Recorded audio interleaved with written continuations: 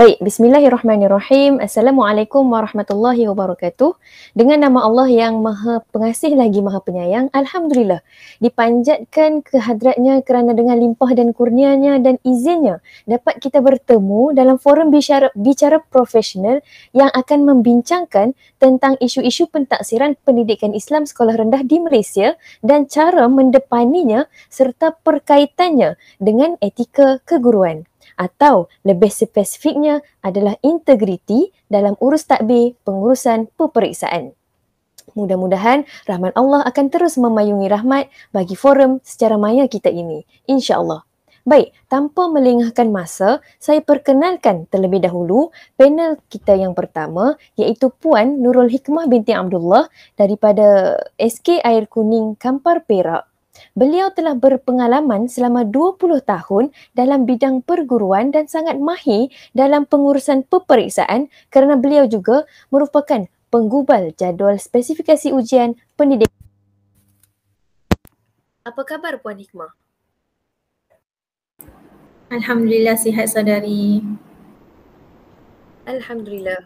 Baik. Seterusnya, kita beralih pula kepada panel kita yang kedua iaitu Puan Nurul Aqilah binti Muhammad Khair yang merupakan seorang guru pendidikan Islam di SK Aminuddin Baki, Slim River, Perak.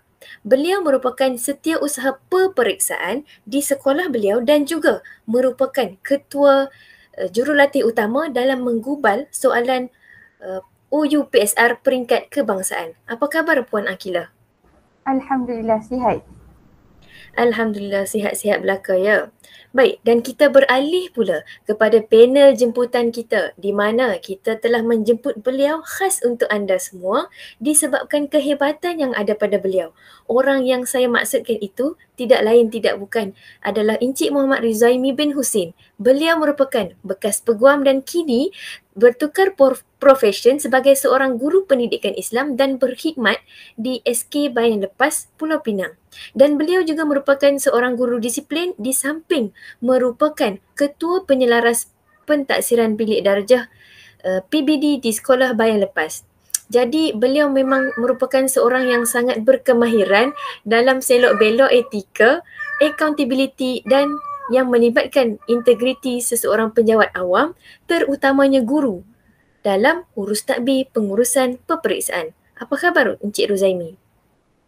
Khabar baik, terima kasih kepada moderator. Baik, Alhamdulillah, terima kasih Encik Ruzaimi. Alhamdulillah, selesai berkenalan kita. Baik, sidang hadirin yang saya kasihi sekalian. Menurut Dr. Mazli Malik, beliau menyatakan bahawa Kementerian Pendidikan Malaysia sepatutnya memberikan fokus kepada kepelbagaian potensi pelajar dalam pembelajaran. Ayat tersebut menjadi salah satu antara 10 sebab Kementerian Pendidikan memansuhkan peperiksaan tahap 1 dan digantikan dengan sistem pentaksiran yang lebih objektif bermula pada tahun ini, iaitu kaedah pentaksiran dalam bilik darjah yang terdiri daripada permainan, projek mudah, main peranan, bercerita serta kuis kepada pelajar-pelajar tersebut. Dan pelajar ini akan dinilai secara berterusan dan secara holistik sekaligus dapat mempertingkatkan bakat, minat dan kemahiran dalam diri serta sahsiah pelajar. Jadi, dengan inisiatif ini, guru diberi peluang untuk merancang aktiviti pentaksiran bilik darjah ataupun PBD pelajar serta objektif pembelajaran berdasarkan standard yang telah ditentukan oleh guru itu sendiri mengikut kaedah serta keperluan pelajar. Baiklah Puan Hikmah, saya tertarik dengan isu pemansuhan kaedah peperiksaan yang digantikan dengan kaedah pentaksiran. Boleh Puan terangkan serba sedikit apakah yang dimaksudkan dengan pentaksiran? Silakan Puan. Okey baik, terima kasih kepada saudari moderator Cik Syuhada yang saya hormati, rakan panel saya Puan Aqilah dan juga jemputan khas Encik Ruzaimi.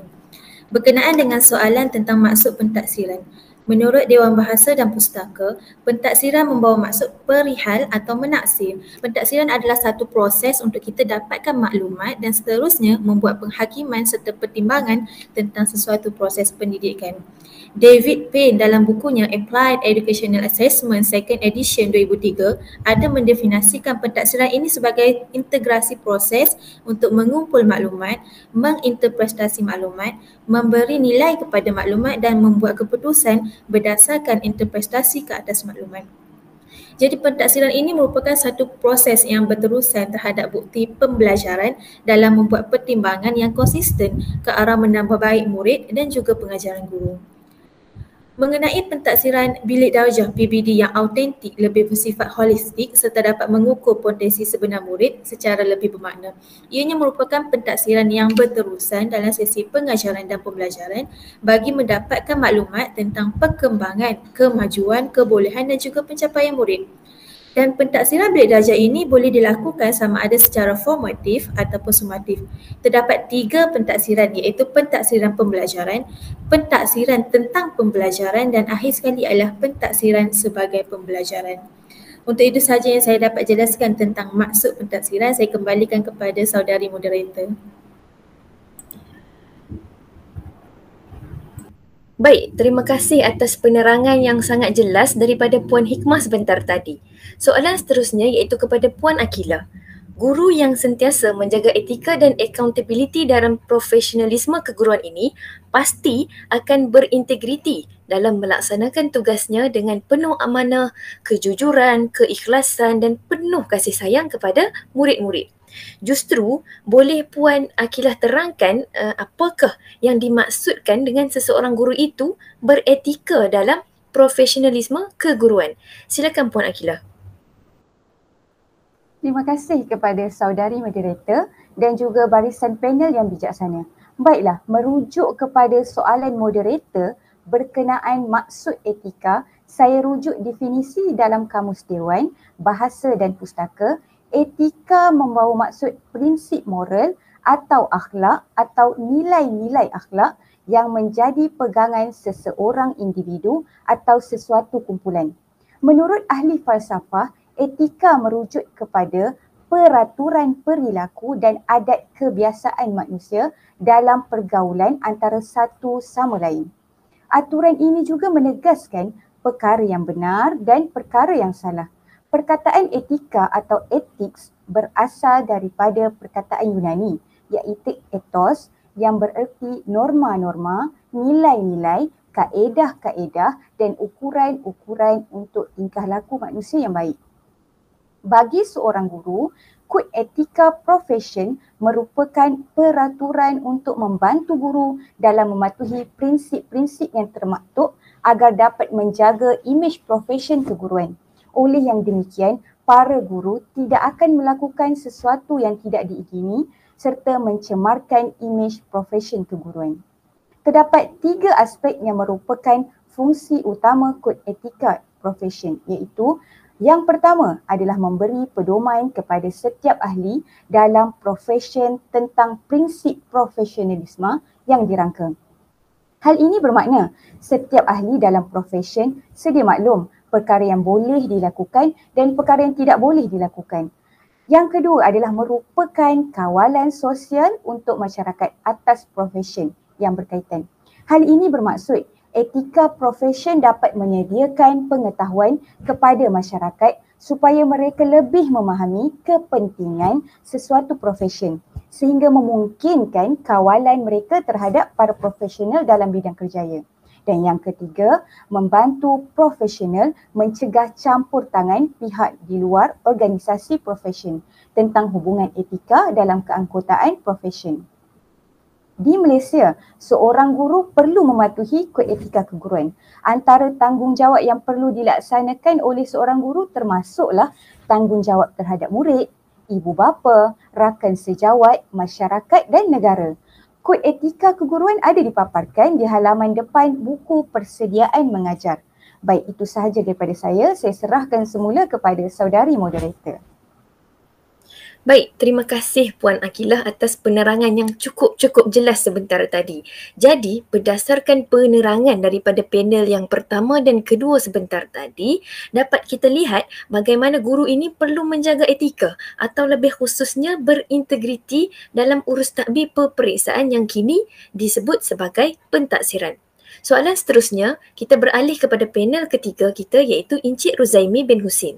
Adakah terdapat peruntukan atau akta ataupun lebih mudah disebut sebagai garis panduan yang khusus bagi guru-guru ini dalam pengurusan peperiksaan bagi menjaga profesion keguruan ini agar tidak tercemar jika seseorang guru itu tidak mematuhi garis panduan yang telah ditetapkan. Silakan Encik Ruzaimi. Terima kasih kepada saudari moderator di atas soalan yang diajukan. Okey, sebelum tu saya akan baca baliklah soalan tu supaya orang yang dengar tu lebih memahami apa penjelasan yang saya akan ceritakan sekejap lagi lah.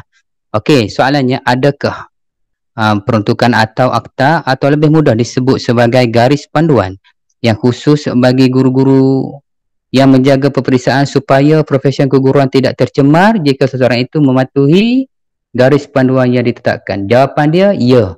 Memang ada, terdapat garis panduan lah dalam mengendalikan peperiksaan. Kalau kita tengok sebelum peperiksaan ataupun SU peperiksaan akan dapat satu buku. Yang ni dalam buku tu terdapat garis panduan bagaimana kita nak mengendalikan. Kan? Kita nak mengendalikan peperiksaan tu sama ada ketika peperiksaan dia ada terdapat tiga cara. Yang pertama sebelum peperiksaan, yang kedua semasa peperiksaan, dan yang ketiga selepas peperiksaan. Maksudnya guru yang menguruskan peperiksaan tu kena faham ketiga-tiga kaedah ataupun ketiga-tiga bentuk kita kata cara atau garis panduan yang ditetapkan oleh KPM. Okey, untuk SPM dia ada buku dia warna purple. Saya bagi tahu sikitlah. STPM yang MUET semua ada guru buku takbir urus peperiksaan yang mana ketua pengawas akan baca buku tu sebelum mengendalikan peperiksaan supaya soalan yang bertimbul berkaitan dengan peperiksaan ni ketua pengawas tu dapat menjawablah setiap soalan yang akan diajukan oleh tak kira lah daripada pelajar maupun guru yang mengawasi pelajar-pelajar dalam mengendalikan peperiksaan. Termasuk jugalah sekiranya guru yang ingin mengendalikan peperiksaan itulah, yang pertama sekali mestilah berdisiplin.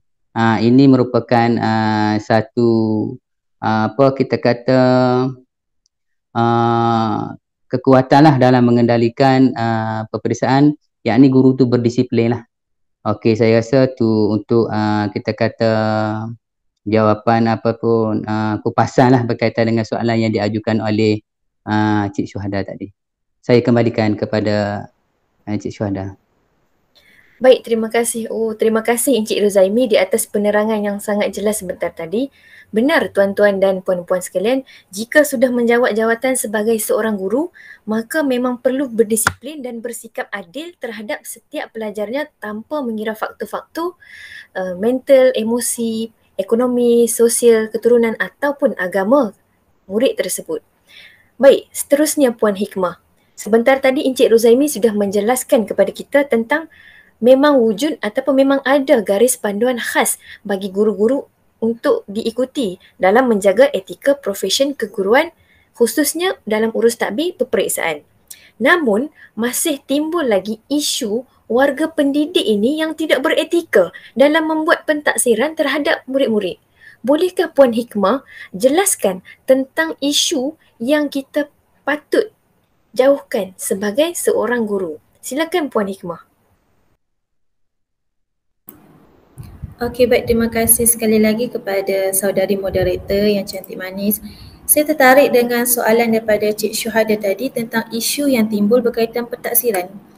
Sememangnya berkaitan dengan isu pentaksiran, kita dapat lihat banyak sangat isu yang timbul berkaitan pentaksiran ini dan salah satunya ialah golongan pendidik ini tidak jujur dan beretika dalam membuat pentaksiran kepada murid.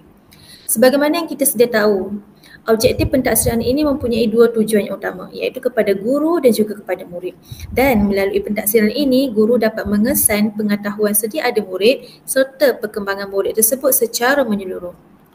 Selain itu juga, guru dapat mengenal pasti kelemahan dan kekuatan murid dari semasa ke semasa supaya tindakan susulan dapat diambil dengan cara mengubah suai dan menambah baik kaedah pengajaran agar lebih berkesan. Namun pernah terjadi satu isu di salah sebuah institut pengajian tinggi di mana pendidik ini bertindak untuk memalsukan pentaksiran murid supaya mereka ini lulus dan tidak perlu mengulang peperiksaan. Dengan cara apa? Dengan cara menggandakan skor murid tersebut. Tindakan ini dilakukan atas dua sebab, sama ada disuruh oleh pihak atasan ataupun disebabkan oleh tekanan kerja. Jadi berkenaan isu ini, di manakah credibility dan accountability sebagai seorang pendidik dalam hal ini? Hal ini bukan sahaja akan merosakkan profesi keguruan, malahan membantutkan perkembangan murid serta falsafah pendidikan negara untuk melahirkan murid yang cemerlang dari aspek jeris sekiranya tiada usaha untuk memperbaiki kelemahan dan meningkatkan potensi murid tersebut melalui pentaksiran yang autentik. Seterusnya, keadaan negara Malaysia yang sebelum ini dilanda dengan pandemik COVID-19 sememangnya telah menyukarkan guru-guru untuk membuat pentaksiran kepada murid. Namun saya petik satu petikan daripada akhbar 24 Januari 2021 hasil penulisan daripada seorang pensyarah Universiti Teknologi Malaysia UTM dengan mengatakan bahawa guru ini perlu kreatif untuk taksim murid dalam norma baharu dengan cara mencari alternatif untuk membuat pentaksiran secara formatif dan juga sumatif agar kesinambungan pembelajaran berkualiti tetap kekal walaupun melalui home based learning. Justru untuk pandangan peribadi saya, memang tidak sewajarnya seseorang pendidik ini bersikap tidak jujur, terutamanya berkaitan dengan pentaksiran ini hanya untuk melepaskan batuk di tangga. Sedangkan terdapat banyak cara yang boleh dijalankan untuk membuat pentaksiran ini. Setakat itu dulu yang berkaitan dengan isu pentaksiran yang ditanyakan oleh saudari moderator. Saya kembalikan kepada saudari. Baik. Memang begitu. Saya setuju dengan Puan Hikmah yang di mana memang tidak sewajarnya bagi seorang guru ataupun pendidik bersikap tidak jujur dalam pentaksiran ini, seperti melepaskan batuk di tangga, sedangkan masa depan murid-murid beliau sangat terkesan dengan tindakan yang beliau lakukan. Baiklah, Puan Akilah, saban tahun pasti akan kedengaran tentang isu soalan peperiksaan yang bocor. Dan isu ini sudah pasti jelas dan nyata sangat berkait rapat dengan integriti seseorang guru. Jadi, boleh Puan Akilah perjelaskan kepada sidang hadirin sekalian tentang isu ini. Silakan Puan Akilah. Terima kasih saudari moderator. Menarik soalan yang dikemukakan oleh moderator sebentar tadi. Baiklah, merujuk kepada soalan moderator berkenaan isu integriti dalam urus tadbir pengurusan peperiksaan berkaitan isu yang sering timbul saban tahun, iaitu berkenaan soalan peperiksaan yang bocor. Isu ini sering terpapar di dada-dada akhbar setiap tahun tanpa kesudahan. Yang terbaru telah timbul isu soalan Sijil Pelajaran Malaysia SPM 2020 iaitu bagi subjek sejarah kertas 2 yang didakwa bocor. Dengan merujuk berita daripada Astro Awani yang bertarikh 24 Februari 2021, terdapat topik bagi soalan kertas 2 yang dikatakan telah tersebar melalui aplikasi WhatsApp sebelum calon menduduki peperiksaan. Laporan mendakwa terdapat topik bocor yang tersebar adalah topik yang berkaitan penentangan di Perak, Maritim dan Wawasan 2020. Dakwaan yang timbul memberi kesan yang buruk kepada integriti urus tadbir pengurusan peperiksaan Kementerian Pendidikan Malaysia KPM. Kesan daripada isu ini akan menyebabkan masyarakat akan meragui sistem pendidikan negara. Hal ini kerana integriti dalam urus tadbir peperiksaan telah tercalar dengan sikap segelintir manusia yang tidak bertanggungjawab dan amanah dalam profesi ini. Walau bagaimanapun, tidak semua bersikap sedemikian, tetapi kerana nila setitik habis rosak susu sebelanga. Berdasarkan kenyataan Tan Sri Muhyiddin Yassin dalam Berita Harian 19 Oktober meminta agar warga pendidik tidak berasa kecewa terhadap persepsi negatif masyarakat kepada mereka berikutan isu kebocoran soalan ini. Jawatan kuasa bebas yang ditubuhkan juga perlu dilihat sebagai satu isyarat dan pengajaran serta iktibar kepada semua pihak untuk bersikap lebih berintegriti. Beliau turut menjelaskan terdapat cadangan serta langkah penambahbaikan terhadap prosedur standard operasi SOP dalam sistem peperiksaan yang akan dikaji semula, termasuklah bersedia mewujudkan satu dasar baru yang lebih berkesan. Isu berkaitan integriti ini perlu dipandang serius agar persepsi negatif masyarakat dapat dipulihkan semula. Baik, itu sahaja daripada saya. Saya serahkan semula kepada saudari moderator. Terima kasih Puan Akilah. Memang benar sekali kata Puan Akilah bahawa isu berkaitan integriti ini perlu dipandang serius agar persepsi negatif masyarakat terhadap profesionalisme keguruan ini dapat dipulihkan semula. Bagi membendung masalah ini, saya tujukan soalan kepada Encik Ruzaimi, iaitu bolehkah Encik perincikan kepada kami semua tentang peruntukan undang-undang ataupun akta yang dikenakan terhadap guru yang menyalahgunakan kuasa dalam pengurusan hal ehwal murid secara umumnya dan urus takbir peperiksaan secara khususnya. Silakan Encik. Baik, terima kasih kepada moderator di atas soalan yang diajukan kepada saya. Saya rasa soalan ni kita kata sering kalilah berlaku ketika peperiksaan yang besar-besar lah, seperti PSR, SPM, STPM, MUEK, College Vocational dan yang atas-atas lagi lah. Yang mana guru tidak integriti, tidak menjaga integriti, sedangkan integriti ni kita amanah dalam memajukan sesuatu benda tu. Yang ni sikap amanah yang perlu ada pada guru tu. Kalau kita tengok kepada tafsiran integriti tadi yang dikupaskan oleh moderator yang pertama tadi, kan, yang mana sikap amanah tu merupakan sikap yang perlu ada pada diri seseorang guru tu. Kita tidak perlu, kita tidak mau dengar orang mengatakan bahawa guru ni tidak berintegriti, sedangkan kita guru ni seorang yang berintegriti.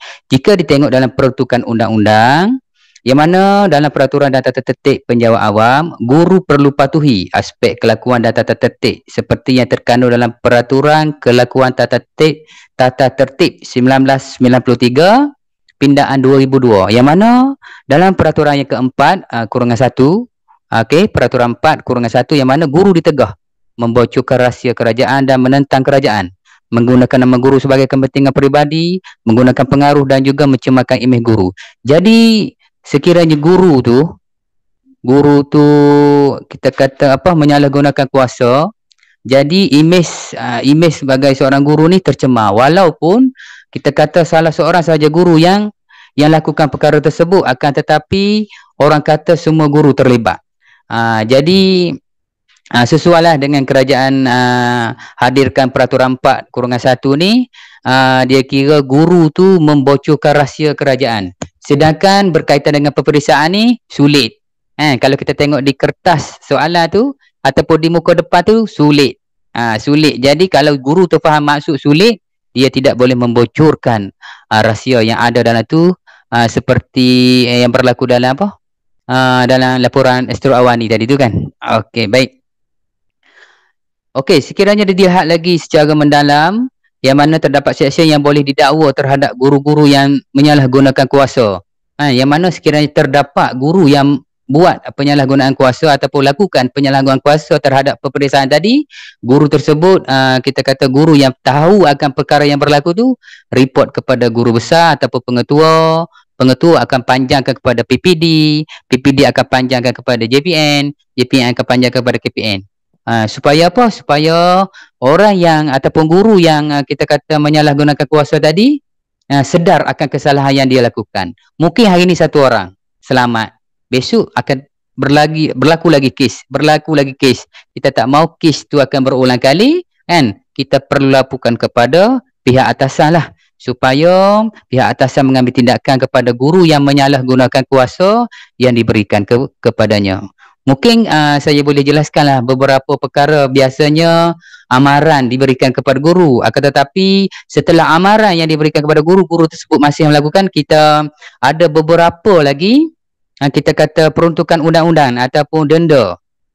Antaranya ya buang kerja. Maksudnya guru yang pecah amanah tadi akan dibuang kerja. Jadi kalau kita bagi denda yang kita kata teruk ataupun besar, mungkin guru tidak akan melakukan lah kita kata penyalahgunaan kuasa tadi. Okey, antara hukuman lagi, turunkan pangkat. Dia dah naik pangkat dah kan, kerja sampai 20 tahun dah kan. Tapi apabila dia melakukan penyalahgunaan kuasa tadi, kita akan turunkan pangkat dia, duduk bawah balik. Okey, yang ketiga, penangguhan pergerakan gaji. Maksudnya guru yang melakukan kesalahan tu dia tiada kenaikan gaji bagi dia. Dan yang keempat, denda yang termaktub lah dalam kita kata dalam pengurusan hal ehwal murid tadi kan, penyalahgunaan kuasa tadi. Tercatat juga lucuk hak emolumen guru. Maksudnya dia tarik jawatan guru tu. Maksudnya dibuang kerja lah. Maksudnya banyaklah hukuman sekiranya ada guru yang menyalahgunakan kuasa, terutama sekali dalam peperiksaan berkaitan dengan hal ehwal murid. Saya rasa itu saja dari saya lah untuk soalan ni. Terima kasih, saya kembalikan kepada moderator. Baik, terima kasih kepada Encik Rozaimi. Terima kasih juga saya ucapkan kepada panel pertama, panel kedua dan panel ketiga. Kini tibalah masa untuk saya simpulkan keseluruhan forum kita pada hari ini.